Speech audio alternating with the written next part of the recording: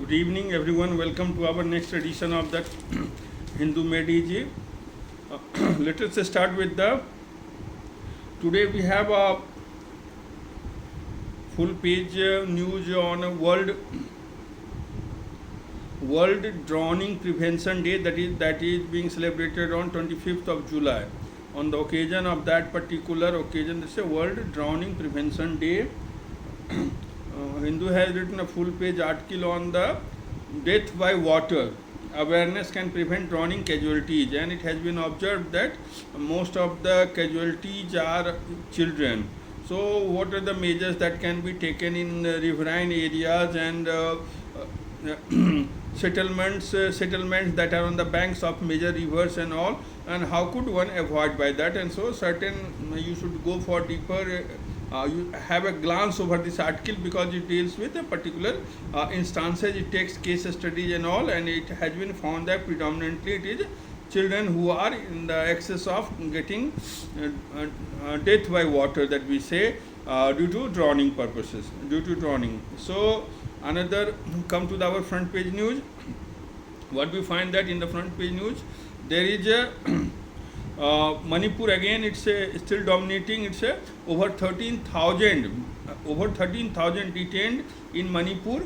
More suspects identified in May 4 case. May 4 case is that particular viral video that had seen two cooking women being molested and the crowd mob lynching and things like that. So more arrests has been made, and police state law is taking its course, and lots of still there are issues like recovery of the stolen weapon from the police stations. Around 4,000 weapons were stolen along with the ammunition. Out of that, only 1,600 has been recovered, and other measures are being taken. Another news in the front page section is that railway has now come out with it's a in Balasore accident that has happened. Now they have realized its official reason is that there was tampering with the signaling system, and how could it be possible because of the manual nature of interlocking system. So now they are willing to make it electronic mode, completely chip based electronic mode of interlocking system. That will be very difficult to tamper with, but it is a costly phenomena. It will take time. It's around 6 years they have estimated, because for each station, and depending on its size, it varies from 5 to 15 crore of investment and the companies are outstretched to produce things. So it's a good this Balasore accident has led to now that now onwards in Balasore it was copper wires that were compromised. In electronic interlocking system, it will be fiber optics. Copper wire is there. Why? Because to transmit the signal. You know it well when copper is the high conductor of electricity. So now they are replacing with the fiber optics. That is quite easy. For long distances we can send signals. So chip based fiber optics led electronic interlocking system will be introduced part wise. It is being done in but as you know that Indian Railway is a mammoth institution and it takes time. So this one is there from and then another news is that National Investigation Agency has filed a charge sheet against 9 accused linked to Khalistan terrorists, Khalistan Tiger Force, okay, and Babbar Khalsa International and Khalistan Tiger Force related. NI has filed charge sheets for that. Now we come to another spotlight is on the tale of travel loss. It's about Andhra Pradesh, particular tribal community, the Khons of Andhra Pradesh. The Khons of Andhra Pradesh who had nurtured forest land for decades may now lose it because of new agriculture survey, land survey that has been digital land survey that is being done in every state. There in Andhra Pradesh also, this Khons tribe who were traditionally dependent on that, and they are very much warrior sort of tribes. Often they were used in the First World War, Second World War, First World War and Second World War by Britishers, and CPI Maoist Naxalites are also using them. They are enticing them to, because they are very much adept in hostile jungle forest climates. So this is the story about that one feature article that they have taken. That state has taken lot of measures, but still there are certain hamlets in deep forest where they find that land that they used traditionally used now technically not in their name. So other related issues are there in that case. Now we come to our now we come to our editorial section. In the editorial section, today we have Happy Mon Jacob's editorial article on the dilemmas of India's great power ambitions. That's a beautiful article. I will explain in detail what is the dilemma of India's great power ambitions. Dilemma, you understand, that is the catch-22 situation, a situation where you are unable to take a what is right or wrong, or you become indecisive because pertaining to number of questions that being tackled with. So let us first go for the official Hindu editorial. That is, the first one is downhill driving, and another one is subverting mandate. This downhill driving is regarding the shrinking trade volumes. In export and import terms also, it has been realized that the global recession, especially in due to global recession and inflation in Europe and America also, because of the Ukraine war, European market is not that good, and so overall they say that it is downhill driving in the sense that no scope right now it is feasible to increase the volumes of trade. So in the export import terms, it is shrinking trade volumes pose a risk for this year's growth hopes. So what was the growth hope it was projected, it may not be able to achieve. So read this economic article. You should read another article that editorial has deals with the Thailand's military should respect the popular vote or risk turmoil. Subverting in Thailand, you know it very well that democratically elected governments are often being ousted by the military junta, and they are in all powerful. Even having majority in the upper house, that is the people's house, they have a majority in the Senate. Military has their own representation in the Thai parliament, and so it deals with how it has happened earlier also when they won the election, but they were ousted and virtually. So it's a army, Thai, it's a monarchy, and there are certain laws that if you criticize the monarchy or something like that, it will be punished, and sedition charges will be there on you. So it's a monarchy, military, and democratically elected government. So Thailand is seeing this crisis for a very long time, and see what happens now with the new incumbent who is there, because the coalition partners have come together to nominate the leader and he is being elected, but now the military is on his trail and cases are being filed, and most probably so it's a developing. So that's why the title is subverting mandate. Means mandate is there for a democratically elected government to form, but it is being subverted by military because they are having representation in parliament also, as well as they are powerful enough to manage monarchy as well as political parties. Now, one article in this editorial page is that for a case for a new pronoun for AI, artificial intelligence. You know it very well. We are going for it in various aspects. We are every day virtually getting articles on artificial intelligence. Here it's an article. Here is an article for a case for new pronoun for AI. They say that it should be neutral pronoun. It should be AI should have had first person pronoun, and likewise it should be invented. So it's a take on, you could say, that how to use, how to make AI not being sentient, how to make it neutral, how to make it more focused and egalitarian. Egalitarian means it's access to all. It should not become a preserve of a few powerful moneyed class. So for that to have, and it's those who design the algorithms, those who design the large language models, ultimately that leads to formation of chatbots. They should observe these things so that it will make an impact over larger crowds. So that is, they say that a case for new pronoun for AI. Basically it says that like inanimate things we go for it. So it says that let us have that one, it, they.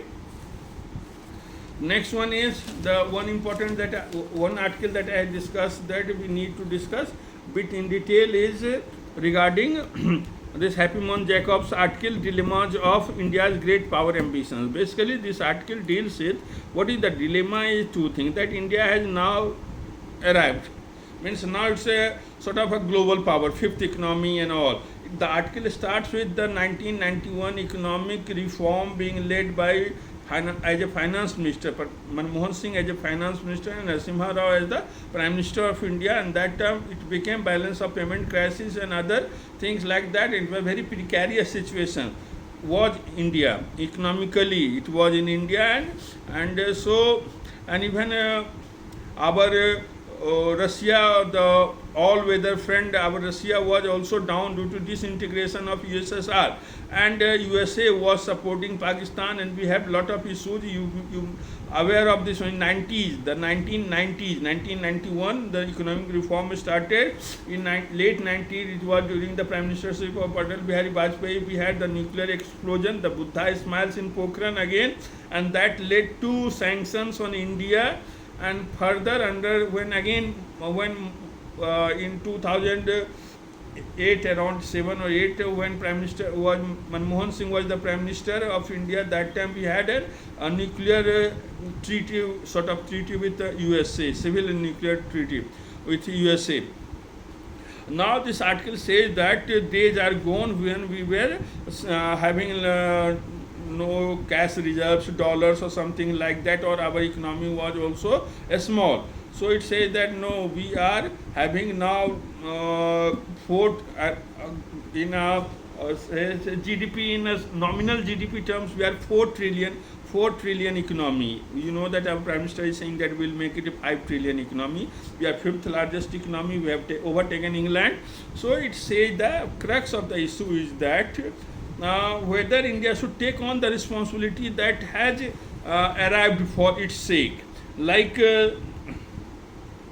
even, and it says that now the dilemma is that one school of thought, the pessimist school of thought, says that India has its own inherent problems, disunity, and people are having poverty, education issues, unemployment, and population growth factors. So India should concentrate more on its domestic front, better, and avoid being a global leader and things like that. But article concludes by saying that no, it should not be like that. India should go for India's ability to shape. Just listen, please. India's ability to shape international politics must also be reflection of its domestic context, and its global engagement must necessarily be geared towards well-being. Our global engagement should also be geared towards well-being of Indians only and its people. Neither is a strategic autarky an option, nor is Indian assertiveness on the global stage a matter of nationalistic hubris or officious vanity. Try to understand that it says that it is now compulsory. India should take on the responsibility. Okay, of course we have domestic issues, it will be solved. It's not in a day that can be solved. We are doing lots of things are being done and things are improving. You know that Niti Aayog has recently come out with the multi-dimensional poverty index, and they said that people, those who were under they have now mitigated. Poverty has been mitigated up to large scale. Opportunities are rising. We are software powerhouse, and our influence is all over there to see. So it's a sort of balancing. India should not shy away from taking the global that opportunity after so much time. If you remember, it was during the independence that India was having some position among the non-aligned African Latin countries, where it became a beacon of hope after its freedom struggle and non-violent freedom struggle and achievement of its freedom. So like that, India's freedom led to decolonization of Africa and other countries. So it says that in the 90s we were so poor, we could not afford to look like that. But now after 3 decades, India has such a position where it can play in its hand in the global affairs. Like see, India this year holding in the presidency of G20. That's a great achievement, and it is being done in a very remarkable, exemplary manner, so that to showcase India's power and strength, that it has arrived on the global scene. Now the writer says that India should take on the Ukraine crisis also. India should come forward, and Western media, Western countries expect that India could play a role in diffusing the Ukrainian crisis. So this is a great opportunity for that. So crux of the matter is that this India's great power ambitions, time for India's great power ambition has arrived, and it should be taken in all earnest in order to further its well-being of its own people, as well as charisma and the ethos that we as a country very much strategically located in Indian Ocean region and a leader of the global south, we can take advantage of that one. So it's a you should understand, read this one, it's a two perspective it presents.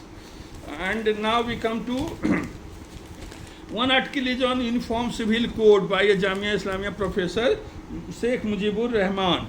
You are knowing this name, it's a Bangladesh associated Bangladesh, Bang Bandhu. So he is a professor of Jamia Islamia, and he says he has his own views of the politics of Uniform Civil Code. Okay, that why a majoritarian state wishes to have UCC in India.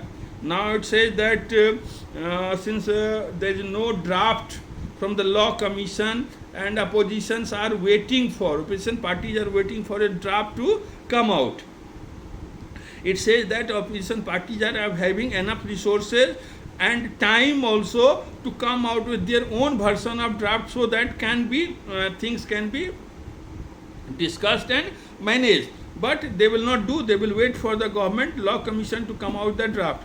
Now the issues that the professor has taken about the minorities is that their issues is that he gives an example. Some examples he has quoted. That one is of Sahwano case. What happened that after getting relief from Supreme Court of India, Sahwano, who has filed for alimony in Supreme Court of India and getting relief from there, what happened that All India Muslim Personal Law Board came forward and pressurized and that time then Prime Minister Rajiv Gandhi, who amended the constitution, and thereby the whole thing was lost.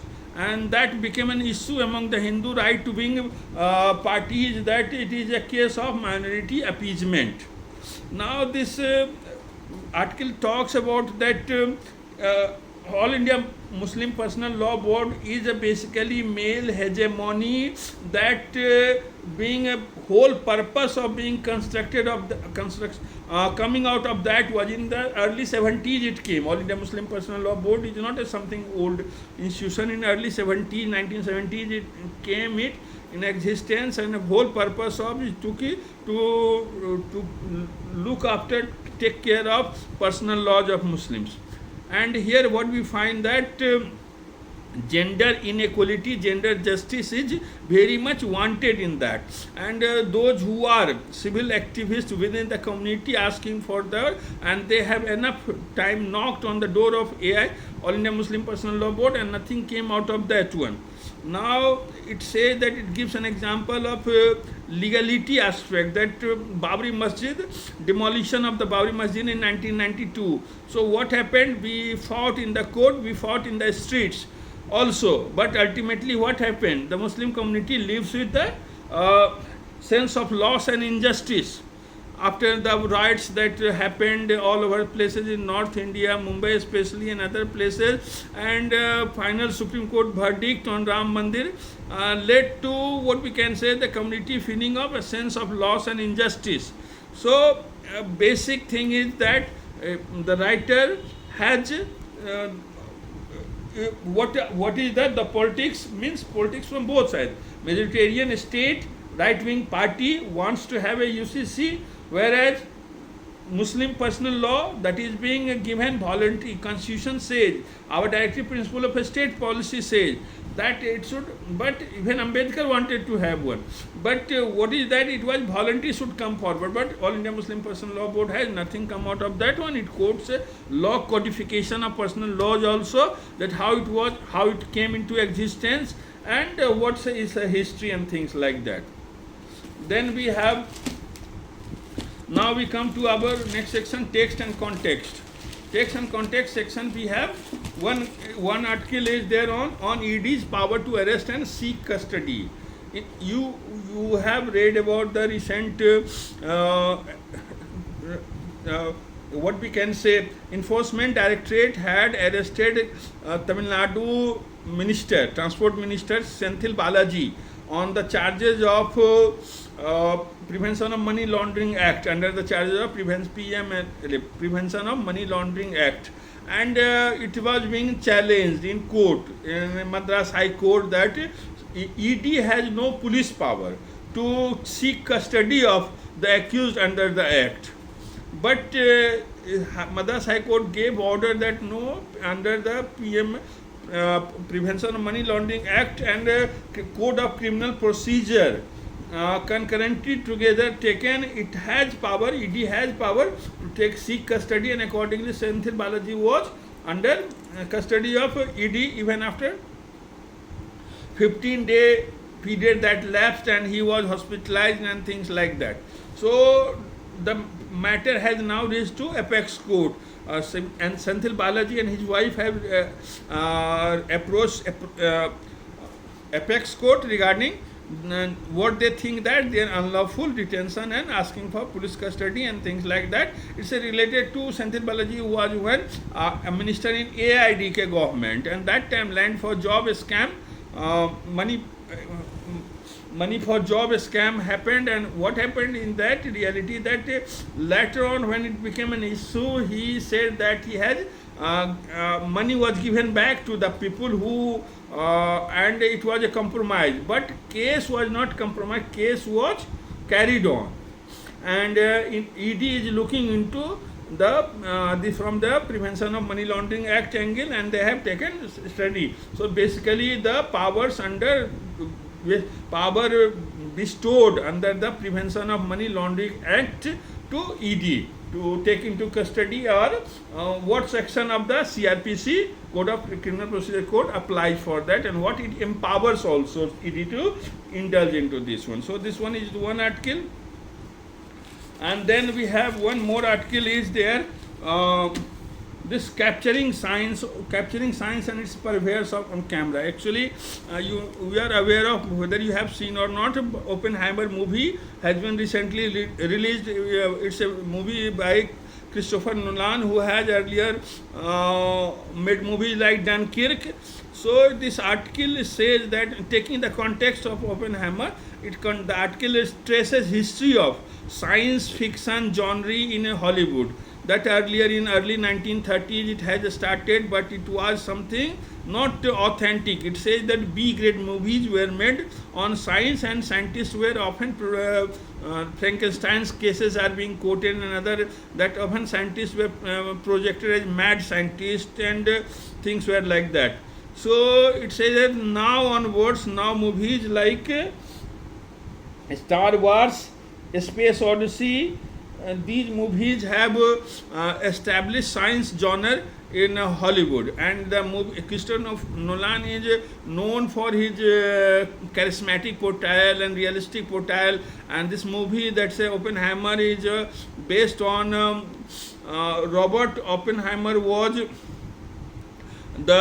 he is known as the father of atomic bomb because he was the director of the Manhattan Project. What was the Manhattan Project? Manhattan Project was during the Second World War. America had this project which was assigned task to come out with the atom bomb. Okay, nuclear explosion and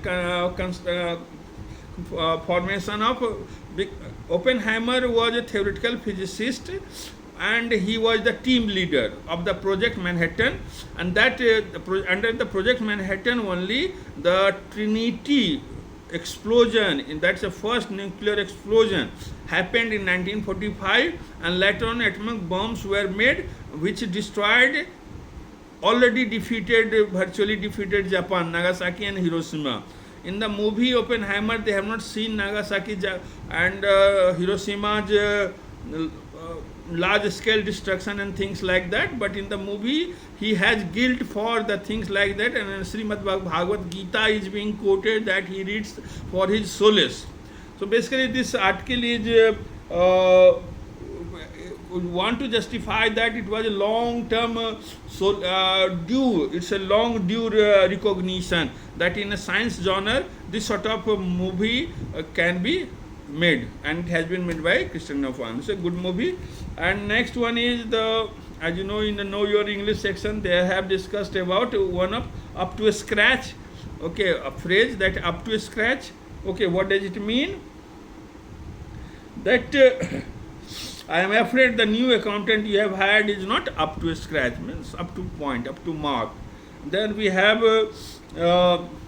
word love, zero. We know in tennis court our love means zero. Here basically it means from French word that means egg, and egg is being synonymous with zero. So zero, all that in tennis you have.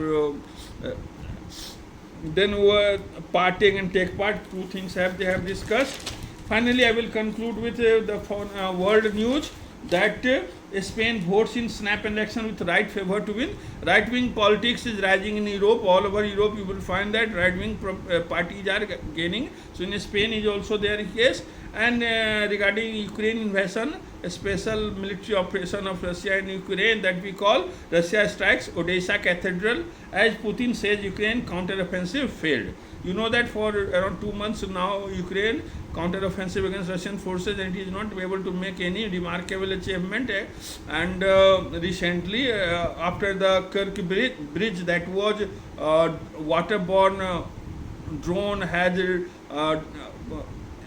damaged. After that, what happened? That Putin had abrogated the UN mandated grain supply access to the port, Black Sea port, and here in Odessa was bombarded by Putin forces. Thank you very much.